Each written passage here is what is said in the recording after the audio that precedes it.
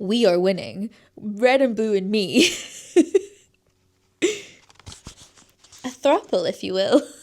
I have a handful of books I haven't got around to yet that I would bet real money on being 5-star reads from me. One of them is This Is How You Lose the Time War, mainly because I just didn't have time and like justifying money and things, but I have a book token that I've been holding on to since my birthday, so I thought it would finally be time to try This Is How You Lose the Time War. This is interesting because I actually thought the entire novel was written in letters, but it seems to be some kind of point of view as well, and then the letters start. This is so gory already. I'm on page 1. I love this concept already. I think it's excellent. I'm very excited. I don't know what I was expecting from this book, but it wasn't references like this. Sorry, I'm using my reading light. Dearest blue dabba dee babba dabba dabba dee da. I think it's because most people who I've heard talk about this book are like, this book is so beautiful and it's written so differently and it's so great, and they're like framing it in a very different manner. I'm having a good time. I'm on page 27. I never imagined I'd read the phrase mad props. That's all. It's conflicting with my idea of what this book is, you know? Also, am I supposed to be understanding what's going on in these missions? Am I just supposed to be enjoying the letters? Or am I supposed to be following what they're actually doing? Because I'm not. I have no idea. I don't know what's going on. I barely understand that they're getting letters. Is this, like, I'm normally pretty good at understanding things. I'm normally quite good at following books. I'm not following it. I'm not following it at all. Anytime there's mention of an agent being like grown for a specific job or purpose, I think of Hitman. Just so you know. You need to know that? Probably not. I only think of Hitman. It's a pretty common thing that happens in media, but to me, it's a Hitman thing. So now my brain will fill in this person as Agent 47. And are they bold as well? I think they might be. I can't remember. Why am I not retaining any of this book? I don't know what's happening to me. Have I forgotten how to read? Do I understand what's going on? No. Do I understand the plot? No. Do I understand where we are? Also, no. Do I love a silly little joke? Yes. So, 5 stars. Because we're jumping around in places each time we're switching POVs, so I'm never getting like used to who's who. So when I get this new information about one person, I can't seem to attach it to red or blue. You know, they're kind of melding into one person, which is difficult. For example, I'm on the Atlantis bit. It starts with red and it's their point of view, and they're trying to like save this area from a volcano to like preserve the steps that the people have been making. And then they get the like message, and then we switch to blue. My brain is really struggling to acknowledge that this is blue, and I don't know why. I feel like I almost need the red stuff to be in red and the blue stuff to be in blue for me to like log it in my head. Like, is this like a dyslexic thing? Probably not. Why would it be? Just let's blame everything on dyslexia. Red likes to eat is part machine, is from the agency, and they're like got mechanical parts, Murderbot style, in from my understanding, but these like human bodies aren't really the bodies they normally wear wherever they're from. Blue is like more organic, I think, more on the like mythical creature side, is like from the garden. The same day, month, year, but one strand over. So my understanding is that we've got kind of like a, similar to like a Loki thing where we have like strands of time and they're jumping between them. But then how is that converging into their timeline? Do I need to understand this? Or is this all just nonsense that my brain can just whoosh over and be like, oh, their relationship? On second thought, I definitely think my lack of understanding of this book is from not reading it all in one go. I think that's what it is, because I feel like when I'm reading it, I'm on page 58. When I'm reading it properly, I'm not going, who's this? So I think it's the stopping and starting that's been doing that. Also, before, I kind of thought the messages were being left in a real sense. Now I'm confused because Blue's got a message in her tea leaves. How did Red do that? Magic? Like, for some reason, it appearing in the rays of the sun made more sense to me, because I'm like, ah, yes, a sci-fi, some kind of thing is going on there. Like, what's that book? The Third Body Problem and the blinking of the sky, you know? Tea leaves? I don't get. How did we put it in the tea leaves? I feel like if Blue left a message in the tea leaves, that would make more sense to me, because Blue seems more earthy. How's Red doing that? I don't know. Actually, I'm on page 60, and did Red leave the message in tea leaves for Blue because she thought that's what Blue would like? Suggests relying on metaphors one's correspondent will find meaningful. I confess I don't entirely know what's meaningful to you. I fall back on assumptions, seeds and grass, growing things. It verges on stereotype. And when you write me, you write in furnace and in flame. So yeah, I'm wondering, did we write in tea leaves for Blue? I don't know why we is me and Red. I read that as flesh replicated books. Flesh. It's fresh.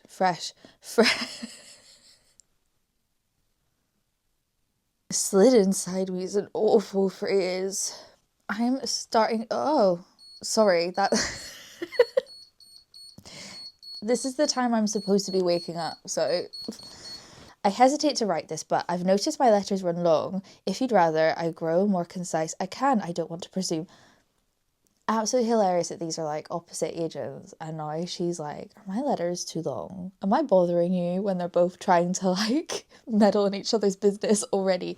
Like, you're being a nuisance to this person's job and you don't want to bother them with long letters? Okay, I think I'm going to stop on an actual chapter stop rather than stopping in a random place, which is what I was doing and I think was causing some confusion. So I'm going to stop here. I'm on page 66. Anyway, I'm also not familiar on American birds, so I don't really know anything about cardinals. But aren't cardinals boys?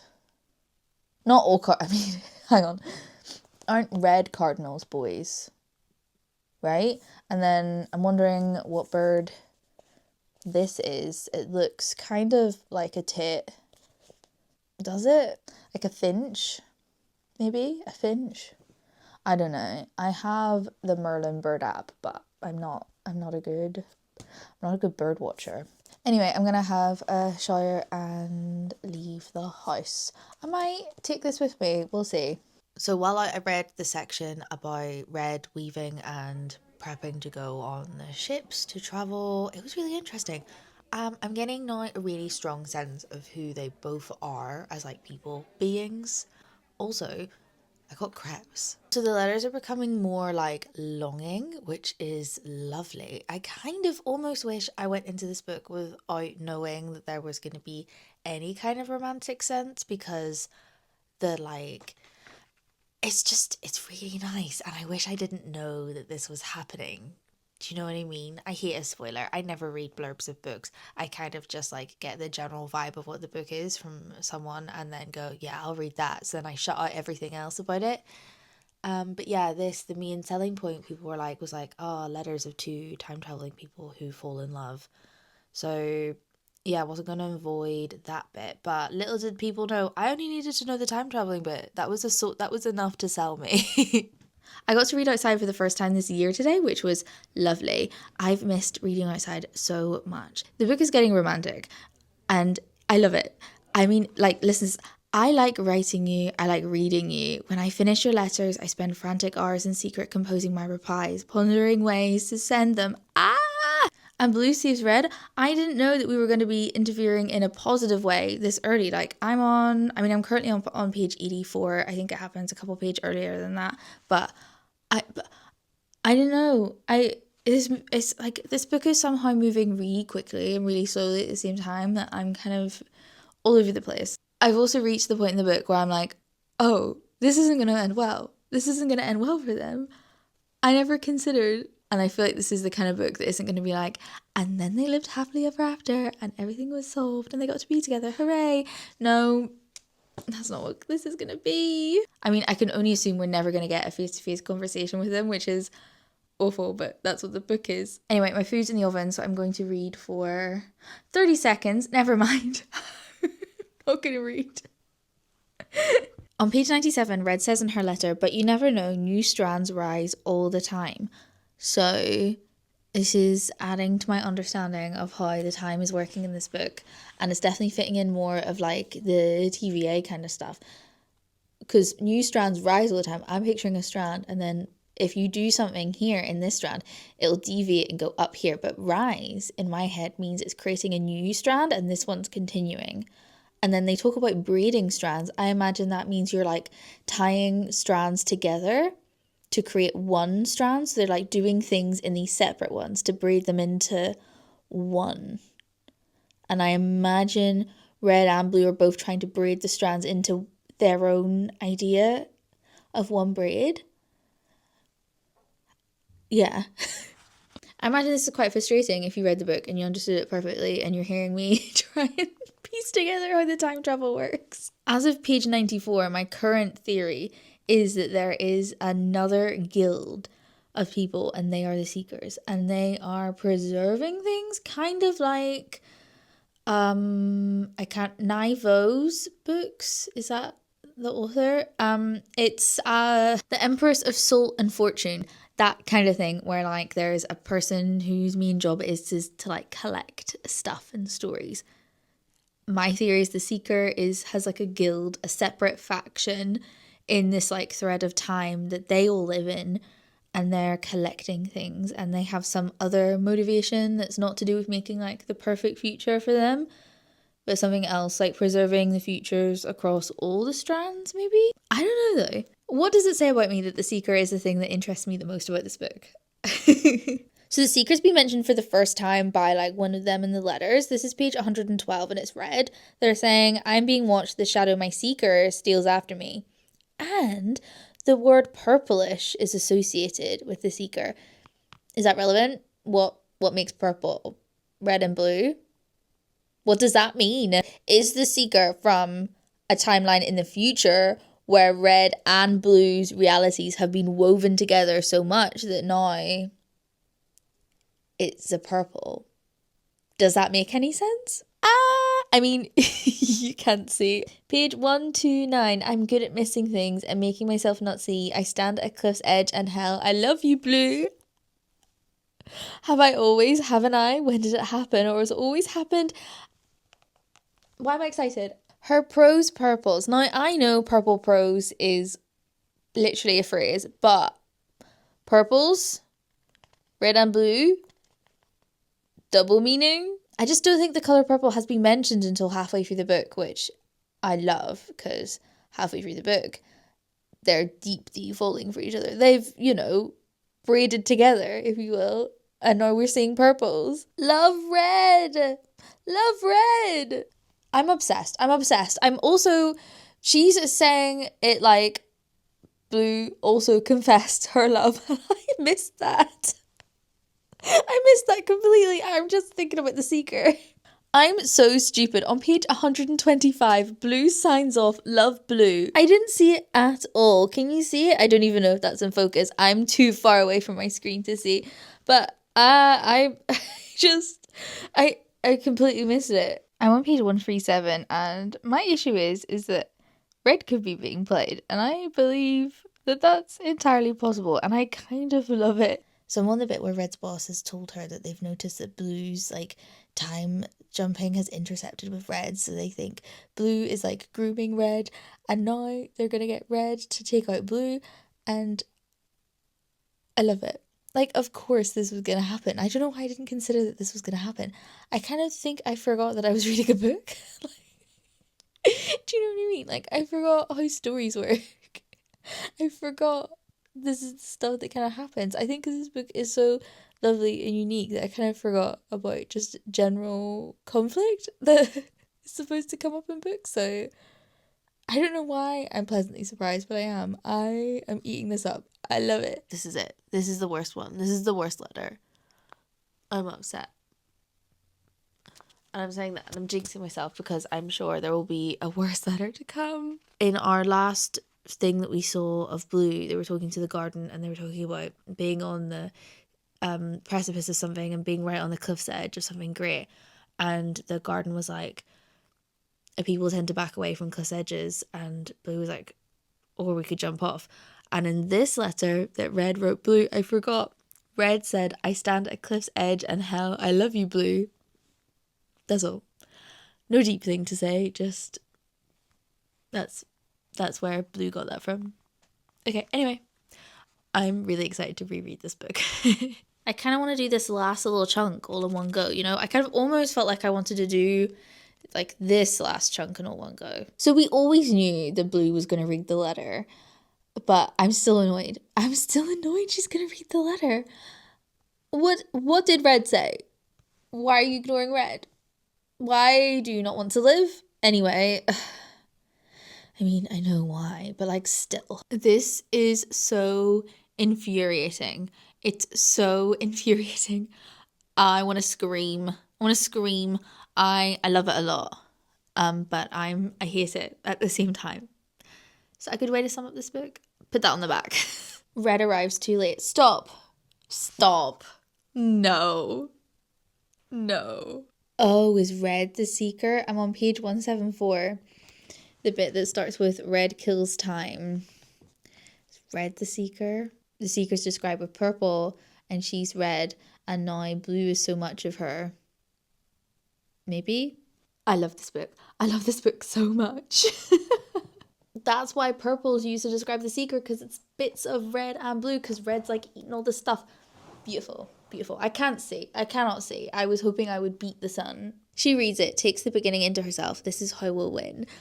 I mean, the book is This Is How You Lose the Time War.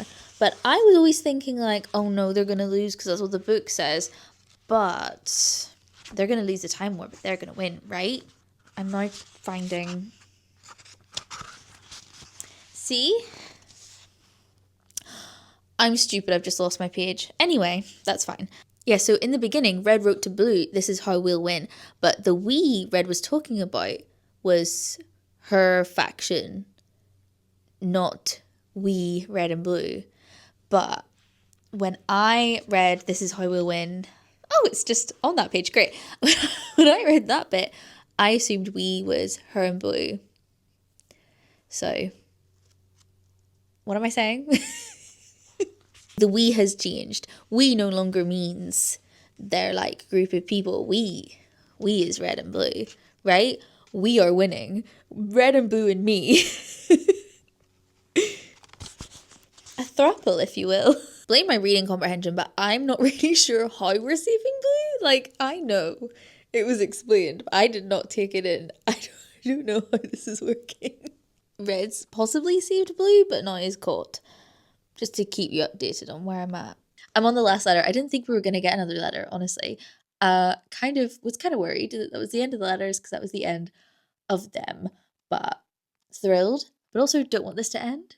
So, you know, good bits and bad bits. Anyway, yeah. I don't give a shit who wins this war, Garden or the agency, towards whose shift the arc of the universe bends. But maybe this is how we win, Red. You and me. This is how we win. I'm so pleased. I loved this book. Also, I'm finished, by the way, if you didn't know. That's how it ends. I'm not great with tragic endings, so I'm really pleased they're happy. Like, no, I wouldn't have, like, bumped it down a star or anything, but it would have, like, soured my rereading experience of this, so I'm really pleased that it worked out. Because, yeah, that's just the type of reader I am. I like to be devastated during the book, but I like to finish the book not devastated. So, yeah. Can my final thoughts just be that I loved it? Is that a bit basic? I mean, you've heard all my thoughts. I don't need to give like a review, right? You've heard everything that happened up in my God, that was quite hard actually. You've heard everything I had to say about this book, so I feel like I don't need to do like a rambly thing in the end. It'll be really interesting to edit this footage and see how wrong I was. I love this book. Thank you for joining me on this. Okay, bye.